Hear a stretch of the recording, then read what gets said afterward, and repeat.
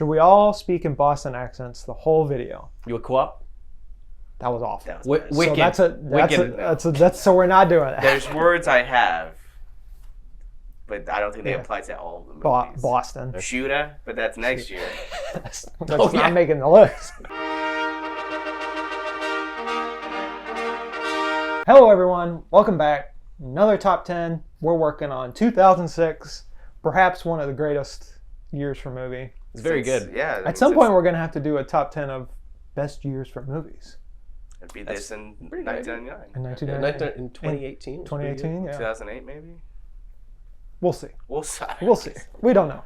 But before we get into our actual top 10, there are at least 45 movies that we need to honorable mention.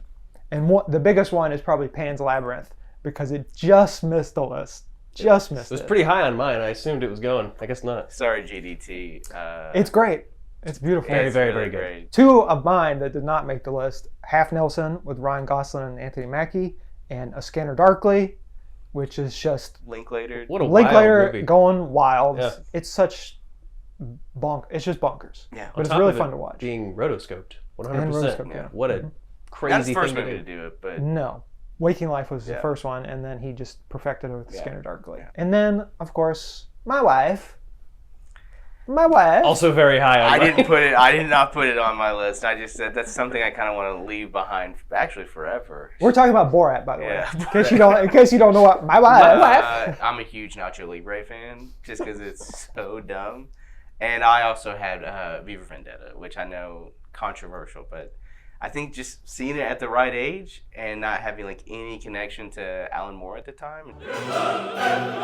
All right, let's get into the top 10. Starting off hot with Inside Man, perhaps one of Spike Lee's greatest films. We've already talked about this. Yeah. Have you seen Inside Man? I have. But the turn of the movie is obviously what everyone talks about. But I think the performances, without the performances, the turn means nothing. Nothing, yeah.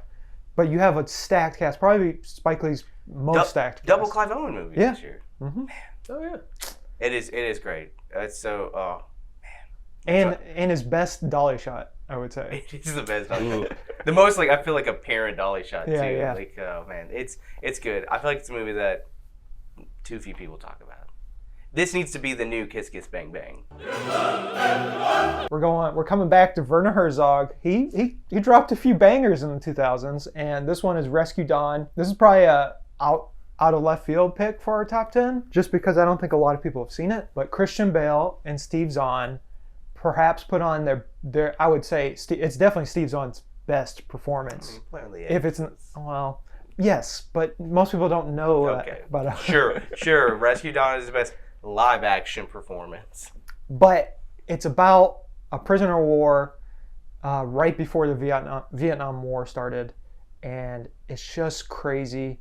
I mean, Werner Herzog did a documentary about this guy and then made a movie about him, so he very clearly knew what he was doing. But the scenes, Jeremy Davies is in it too, and he's just so great. Before he got on Lost, or around the same time actually. I think so. So it's just a really well acted movie, and of course Christian Bale loses a ton of weight. Number 8, we have the indie darling of 2006, Little Miss Sunshine. Oh man, I mean that script it's like this and like Juno. I kind of put together just like the way people talk. It's like very interesting to listen to, but like again, the cast is insane, and it introduced the world to Abigail Breslin. I think she was nominated for an Oscar for this movie, Right. And she was like 8 or Time something. out. She was in Signs, bro. What are you talking about? Did she dance in Signs? No, she drank water and it's weird. It was weird. It was Yeah, very weird. yeah. It's a fun movie. It's a movie that like kind of launches like the indie movie. I mean, like what we all knew in high school and in college is like, yeah, that's an indie movie. Yeah, this was like the blueprint. Where Quentin Tarantino had like the pulpy indie movie, this was the twee, like, oh, here's the hipster phase. Yeah, very hipster, yes. very. I mean, like anything that has a Sufjan Stevens song in it is Yeah. automatically thrown in the hipster pile. But Neither of you guys, I think, have seen this movie. It's a Park Chan-wook movie. yeah, you go ahead. And as we know, Old Boy, Lady for Sympathy, Vengeance. And then he made I'm a Cyborg, but That's Okay. And it's a very It's a twee indie movie, but he just decided to make it in between all these very violent movies, and it's beautiful. It's about two people who are in a mental institution, and they fall in love, but they both have, both have problems, and like they see things and weird things are happening, and the whole time you're just like, this is cute, but also kind of sad, and it's a really well done movie. I mean, Park Chan-wook. He's a good filmmaker. He's one of the GOATs, so it's like to see it. I saw it just randomly. It's like on Netflix. It was a Netflix DVD. Yes.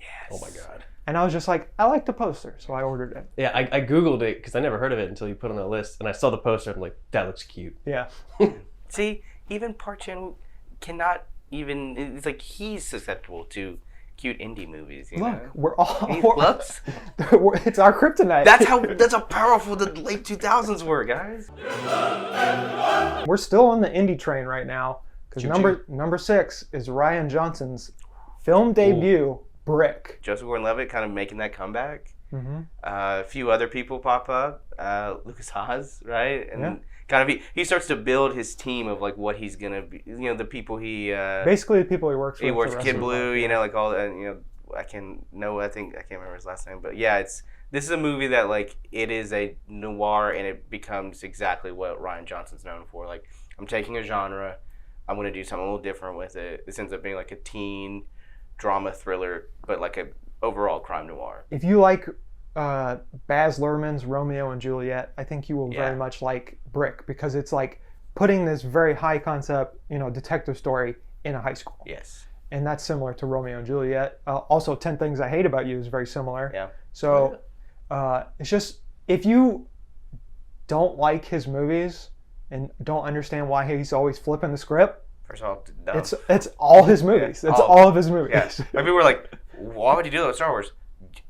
He does it with everything. Like, Yeah. what are You talking hired about? the guy who does it. It's great. Seriously, go check it out. Number 5 is Devil Wears Prada. This movie just takes you by storm. Like, I just randomly was like, okay, fine, I'll finally watch it. And I was like, this movie. It's That's so the good. thing. I was so tired of hearing about it and being like, yeah, it's good, Meryl Streep, Hathaway, whatever. And then like you watch it, like, okay, yeah, it's all the hype. Like it is so good. The Tooch, The Tooch, Pete Tooch, Emily Blunt, Anne Hathaway, Meryl Streep. Basically, everybody in the movie, Vinny Chase. everyone in the movie knocks it out of the park. And the story is good. Yeah, That's what's crazy about it. I still think Emily Blunt's the best character in the movie, but Yeah. It's one of those like it's probably top 3 Meryl Streep performances too. Like for me at least. Number 4 is the reboot of the James Bond franchise, Casino Royale. 2006, I was 13 years old. I'm aging myself right now, and I saw this in theaters and I didn't like it. I thought it was boring.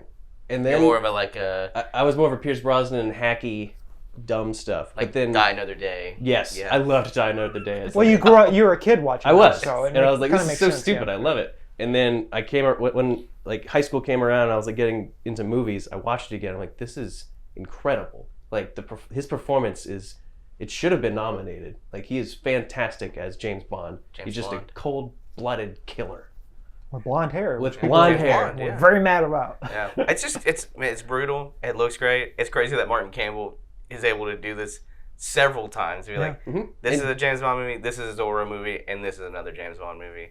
they're all very different. Not my favorite James Bond song, Chris well, Cornell. I really like it. But yeah, it's awesome. Number 3, we have Chris Nolan's The Prestige. We've talked about it before, and we'll talk about it again. This movie is just perhaps just a tight story, and everything, like he explains everything in the universe. Like Yeah. obviously, it's not possible what happens in the He movie. explains what he's gonna do to you Yeah. in the beginning. Yeah, he gives you the prestige at Yeah. the very beginning. Almost a perfect movie for me. It's so good. I agree with that completely. It's a period piece, and it's like a legit period piece. I mean, like Dunkirk, you could probably it's a little easier to get away with, but like, Perhaps Hugh Jackman's best performance. It definitely is. yes, oh yeah, And The Fountain came out this year with Hugh Jackman as well. So it is so good. I mean, it is probably one of the best Nolan movies up there with Interstellar. We've done a tier list if you'd like to check it out. Maybe. Spoiler alert: Prestige is up there. Number 2, Number got, two? No, I wonder what Was that on purpose? No, it wasn't. Number 2, we got The Departed, The Departed. directed by Martin Scorsese, starring Mark Wahlberg. No one That's else. the top. No one else. No one else, just Mark. And what is, I mean, definitively to me, his best. The best he's ever been. Like, it's he's in it for 5. it's crazy how good he is in it. But it's, Scorsese won the Oscar for it. He got his Scorsese Oscar. Yeah. Yep. Jack Nicholson perhaps playing, he's playing Whitey Bulger, if anybody knows who that is, but he's playing Whitey Bulger if it was Jack Nicholson. Yeah. And I just watched a TikTok where it was Matt Damon explaining. I saw the same thing. So Yeah. we knew we were about to talk about it. Yeah, the it was algorithm, weird. the algorithm picked it up. So, which is I guess I gotta go find it. He ad-libbed a scene like perfectly. Like it was like an eighth of a page of just like he murders someone, and Jack Nicholson was like, "What if I did that and I did that and I did that?" Wow. Yeah. And It's it so works. good. This influenced me big time. This was the movie that got me into movies. Mm-hmm. It was like this and No Country for Old Men. I watched The Departed. I'm not kidding. Like every single day for a month. Would you say it Dropkick Murphy'd you into movies? It probably did. Yeah, I shipped up to Boston. To find his love of movies. and that movie is just, or that song is playing in Boston constantly, Constantly. 24/7. Multiple times in the movie. It's like They 3 are times. the Dropkick Murphys. They're the mayors of Boston. Yeah, they are legally. Legally, they are. And what's crazy about this, it's not even Scorsese's best. Nope. movie. But really, I don't know. To me, it's, again, not his best. Most iconic. Yeah, yeah. Just like something that you can just quote like that. I mean, we quote this in Well, the newsroom for all us, the time. For like this generation, I wouldn't say. Yeah. Oh, it's- yes. I'm sorry. Yes. Apologies. But yes, it's like there's just so many good quotes. There's so many good moments. There's so many, just like so many chef kiss moments in this. Maybe not. Maybe I can't say the rest of this. Go on. And number 1, we have, without a doubt, the film bro iconic movie of all time is Children of Men. Clive Owen, Chiwetel Ejiofor. This movie is, they got oneers, they've got inventive camera work, they have an amazing story, top to bottom. Sci-fi is always going to transcend and be better than almost any genre because you can fit other genres into sci-fi. So it's just wild. And it's doing things that like it kind of perfects things that The Last of Us happening, really having a moment again. That idea of like even the good guys aren't totally great. It's like very like, but it's not sci-fi just too sci-fi. Yeah. So if you're not into sci-fi, it's not like you're gonna see like a robot or alien kind of walk up and be like, "How's it going?" You know, like it's the opening scene sells you on how realistic the realistic. sci-fi It is. is. Yeah. It is just really it kind of like it sets the tone for what like sci-fi should be, and it doesn't always live up. But yeah, it's great. And they teach that oneer scene in a school or in a class at UCA now. Yeah, and it's scary. It's a scary Oh, scene. Man. It all takes place in a car. It's like 8 minutes long. I don't know. It's And shocking. Not to get. I don't want to spoil it, but I mean, just the person who goes, you're like, oh No, okay. why? Oh man. good So movie. yeah, that's our list. Give me goosebumps talking about Children of Men. Just because I remember watching it the first time and be like, wow, films are good. Films are good. I like them. They're onto something here. They should keep doing these.